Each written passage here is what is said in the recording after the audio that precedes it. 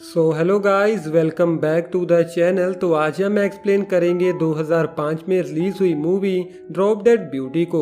दोस्तों, ये कहानी है एक ऐसे लड़के की जिसे एक मरी हुई लड़की से प्यार हो जाता है, जिसके बाद वो उस डेड बॉडी की ऐसे केयर करता है मानो जैसे एक हस्बैंड अपनी वाइफ की करता हो। अब आगे क्या होता है उस आदमी और उस डेड बॉडी के बीच, तो चलिए आपको बताते हैं। लेकिन उससे पहले आप सब लोग वीडियो को एक लाइक जरूर कर दें। कहानी की शुरुआत होती है एक फ्रैंक नाम के लड़के से, जो एक आदमी के लिए एक फनी कॉस्ट्यूम पहनकर उस आदमी की पुरानी गाड़ियों को बेचने का काम करता है। लेकिन यहाँ पर एक होड़ सी लड़की फ्रैंक को मूर्ख बनाकर उसकी एक गाड़ी चोरी कर लेती है। अब इस वजह से फ्रैंक को उसकी जॉब से निकाल दिया जाता है।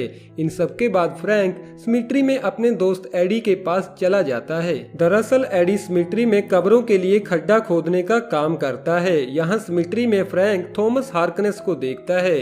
एडी के पूछने पर फ्रैंक उसे बताता है कि थॉमस शहर की सबसे बड़ी ट्रक कंपनी का मालिक है और शायद वो अपनी वाइफ की अंतिम विदाई के लिए यहाँ पर आया है, क्योंकि मैंने न्यूज़ में पढ़ा था कि एक लेक में डूबने के कारण थॉमस की वाइफ की मौत हो चुकी है। जिसके बाद फ्रैंक एडी को अपनी जॉब छूट जाने के बारे में बताता है, लेकिन साथ ही वो एडी से कहता है कि मेरे पास हम दोनों के लिए एक और काम है, जिसके बदले में हमें बहुत सारे पैसे मिलेंगे।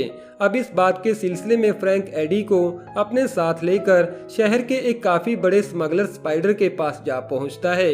यहाँ पर स्पाइडर फ्रैंक से कहता है कि अगर तुम मेरे ये सारे सिगरेट के पैकेट मैक्सिको बॉर्डर के दूसरे पार लेकर चले जाओ तो मैं तुम्हें इसके बदले में बहुत सारे पैसे दूंगा, लेकिन अगर तुम लोग इस काम में नाकाम रहे तो मैं तुम्हें वहीं पर मार दूंगा। अब एडी के ट्रक में स्पाइडर का माल ले जाते समय वो दोनों अपना रास्ता भटक जाते हैं और जैसे ही वो दोनों ट्रक से बाहर निकलते हैं तो उनके ट्रक को आग लग जाती है और उनका ट्रक वहीं पर फट जाता है।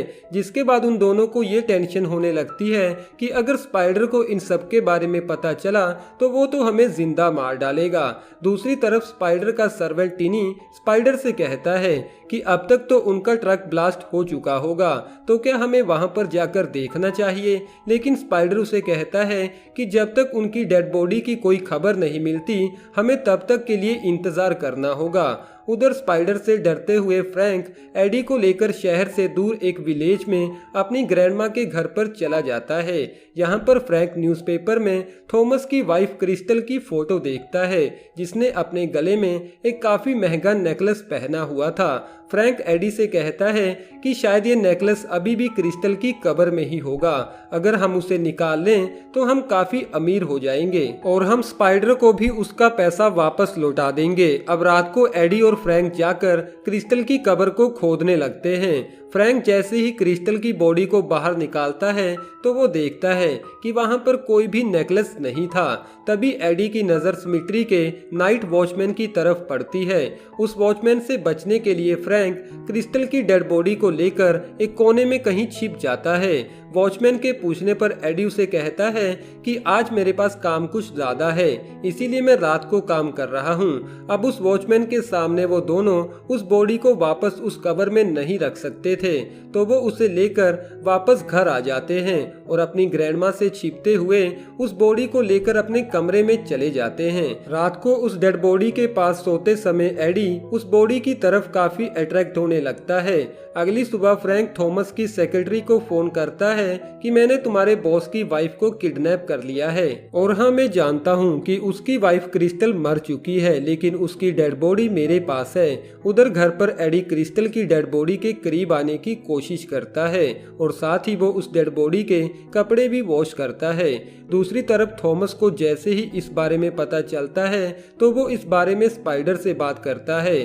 फ्रैंक जैसे ही अपने घर पहुंचता है तो एडी उसे बताता है कि शायद मैं क्रिस्टल से पहले एक बार में मिल चुका हूँ, जहाँ पर वो एक बार डांसर का काम करती थी। फ्रैंक एडी से कहता है कि तुम्हें क्या लगता है थॉमस जैसा अमीर आदमी एक बार डांसर से शादी करेगा। लेकिन एडी के काफी ज्यादा मनाने पर वो दोनों उस बार में चले जाते हैं, जहाँ पर उनकी मुलाकात एक नेटली नाम की लड़की से होती है, जो पिछले 4 सालों से इस बार में बार टेंडर का काम करती है। अब बार से बाहर आने के बाद एक रेस्टोरेंट में नेटली एडी और फ्रैंक को बताती है कि क्रिस्टल उसकी काफी अच्छी दोस्त थी और मुझे लगता है कि थॉमस ने ही क्रिस्टल को मारा है। तभी फ्रैंक कहता है लेकिन थॉमस ऐसा क्यों करेगा। नेटली जवाब देती है कि शायद तुम थॉमस और स्पाइडर को नहीं जानते। दरअसल क्रिस्टल स्पाइडर के लिए एक बार डांसर का काम करती थी और थॉमस क्रिस्टल से प्यार करने लगा था। अब इस रेस्टोरेंट में स्पाइडर का एक आदमी मौजूद था जो स्पाइडर को बताता है कि फ्रैंक और एडी जिंदा हैं। उधर थॉमस स्पाइडर से सिगरेट शिपमेंट में से अपना हिस्सा मांगता है तो स्पाइडर थॉमस से कहता है कि वो ट्रक तो ब्लास्ट हो चुका है जिसमें मेरे 2 आदमी भी मारे गए। लेकिन थॉमस स्पाइडर से कहता है कि मुझे मेरे पैसे चाहिए। उधर फ्रैंक और एडी मुर्दा घर के डॉक्टर के पास चले जाते हैं जो एडी के पूछने पर एडी को बताता है कि क्रिस्टल की मौत लेक में डूबने से नहीं बल्कि स्विमिंग पूल में डूबने से हुई है। लेकिन किसी ने इस बात पर ध्यान ही नहीं दिया।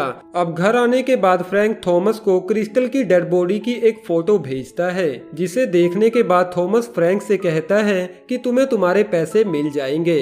उधर फ्रैंक की ग्रैंडमा एडी और क्रिस्टल की बॉडी को एक साथ बेड पर लेटे हुए देखकर एडी पर चिल्लाने लगती है। अब ग्रैंडमा को समझाते समय एडी गलती से उन्हें सीढ़ियों से नीचे गिरा देता है जिसके बाद फ्रैंक की ग्रैंडमा को हॉस्पिटल में एडमिट होना पड़ता है। दूसरी तरफ रात को थॉमस स्पाइडर के साथ फ्रैंक के पैसे लेकर एक रेस्टोरेंट में जा पहुंचता है जहां पर फ्रैंक नेटली की मदद से वो पैसे लेकर वहां से भाग जाता है। जिसके बाद थॉमस स्पाइडर से कहता है कि तुम्हारे होते हुए वो मेरे पैसे लेकर यहाँ से भाग गया और वो भी मेरी डेड वाइफ का पता बताए बिना। उधर घर पर स्पाइडर और उसके आदमी एडी को पकड़कर अपने साथ ले जाते हैं। अब नेटली और फ्रैंक जैसे ही घर पहुंचते हैं तो वो देखते हैं कि एडी और ग्रैंडमा घर पर नहीं थे। तभी उन्हें स्पाइडर का एक लेटर मिलता है। फ्रैंक जैसे ही स्पाइडर को फोन करता है तो स्पाइडर फ्रैंक से अपने पैसे मांगता है तो फ्रैंक स्पाइडर से कहता है कि तुम मुझे 1 घंटे में पास वाले बार में मिलो, तुम्हें तुम्हारे पैसे मिल जाएंगे। लेकिन एडी को कुछ नहीं होना चाहिए। तभी नेटली की नजर क्रिस्टल की डेड बॉडी पर पड़ती है तो फ्रैंक उसे बताता है कि ये सब कुछ हमने उस नेकलेस के लिए किया था। जिसके बाद नेटली फ्रैंक को बताती है कि मरने से 1 दिन पहले क्रिस्टल स्पाइडर के साथ थी और उसने थॉमस के साथ घर जाने से भी मना कर दिया था। शायद इसीलिए उसने बाद में क्रिस्टल को मार दिया। लेकिन फ्रैंक कहता है कि मुझे नहीं लगता थॉमस ने अपनी वाइफ को मारा होगा क्योंकि कोई भी आदमी एक डेड बॉडी के लिए इतने सारे पैसे किसी आदमी को नहीं दे सकता। अब एक फ्लैशबैक से हमें पता चलता है कि स्पाइडर ने ही क्रिस्टल को मारा है क्योंकि क्रिस्टल स्पाइडर के पास एक बड़े क्लाइंट को लेकर आई थी। लेकिन स्पाइडर इस डील के पैसे क्रिस्टल के साथ नहीं बांटना चाहता था। अब क्लब के बाहर पहुंचने के बाद फ्रैंक आधे पैसे नेटली को अपने पास रखने के लिए बोलता है और बाकी के पैसे लेकर क्लब के अंदर चला जाता है। क्लब की पिछली साइड में स्पाइडर का सर्वेंट टीनी नशे की हालत में एडी को बताता है कि स्पाइडर ने तुम्हारे साथ धोखा किया था, उस ट्रक में तो ड्रग्स थे ही नहीं। दरअसल उन ड्रग्स में आधा हिस्सा थॉमस का था लेकिन स्पाइडर अकेले ही उन ड्रग्स को बेचना चाहता था, इसीलिए उसने ये सब कुछ किया। लेकिन तुम दोनों की किस्मत अच्छी थी जो बच गए। उधर क्लब में स्पाइडर जैसे ही फ्रैंक से अपने पैसे मांगता है तो फ्रैंक पहले एडी के बारे में पूछता है जिसके बाद स्पाइडर एडी को छोड़ देता है। अब फ्रैंक स्पाइडर से कहता है कि मैंने तुम्हारे पैसे तुम्हारे ही घर पर छिपाए हैं। घर पहुंचने के बाद स्पाइडर पूल में क्रिस्टल की डेड बॉडी को देखता है कि तभी वहां पर थॉमस भी आ पहुंचता है। यहाँ पर थॉमस को पता चल जाता है कि क्रिस्टल को स्पाइडर ने ही मारा था, जिसके बाद वो दोनों एक दूसरे को ही शूट कर देते हैं। अब क्रिस्टल की बॉडी को वापस कवर में पहुंचाने के बाद बचे हुए पैसों से एडी और फ्रैंक अपनी लाइफ को काफी ज्यादा एंजॉय करते हैं। लेकिन बाद में फ्रैंक एडी को बताता है कि नेटली हमारे आधे पैसे लेकर कहीं भाग चुकी है, जहां पर हमारी ये मूवी खत्म हो जाती है। वेल दोस्तों, कैसी लगी आपको ये वाली मूवी?